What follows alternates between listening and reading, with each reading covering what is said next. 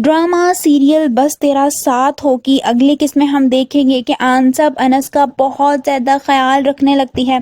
अनस और अनसा कहीं बाहर जा रहे होते हैं जब वो उसे कहती है कि ऐसे बाहर नहीं जाते, दरअसल उसके बाल बिखरे होते हैं। अनसा उसे कहती है कि मैं तुम्हारे बाल ठीक करती हूँ। ये सुनकर अनस झिझकने लगता है, जिस पर अनसा उसे रिलैक्स करते हुए कहती है कि क्या हो गया है, बस बाल ही ठीक कर रही हूँ। अनस चुपचाप खड़ा हो जाता है, लेकिन वो बहुत गौर से अनसा को देख रहा होता है।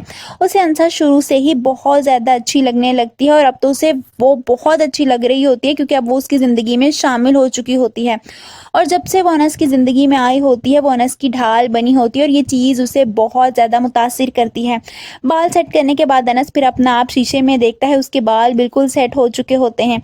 फिर वो अनसा से कहता है कि तुम भी प्यारी लग रही हो। ये कहकर वो शर्माते हुए बाहर चला जाता है, जबकि अनसा बस देखती रह जाती है और मुस्कुराने लगती है। वहीं हम देखेंगे कि अनसा के आरिफ भाई को जब उसके निकाह का पता चलता है तो वो आग बगोला हो जाता है।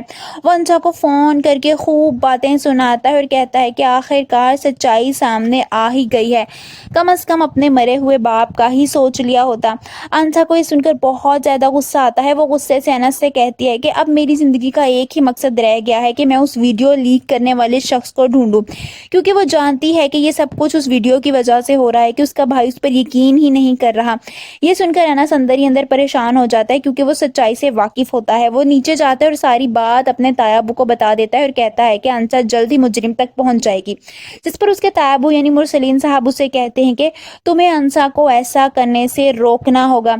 अनस भी साफ साफ जवाब देते हुए इनको कहता है कि वो अपने मुजरिम को ढूंढने के लिए आखिरी हद तक जाएगी और मैं उसे नहीं रोकूंगा। ये सब कुछ सुनकर मुरसलीन साहब को तो जैसे चुप ही लग जाती है। आप सबको क्या लगता है, जब अनसा को पता चलेगा कि उसका मुजरिम शायान है तो उसका क्या रद्द अमल होगा? कमेंट्स में अपनी राय का इजहार जरूर कीजिए।